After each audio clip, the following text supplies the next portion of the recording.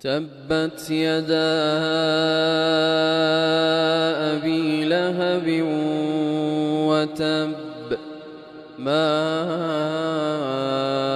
أغنى عنه ماله وما كسب سيصلى نارا ذات لهب وامرأته حمالة الحطب في جيدها حبل من مسد.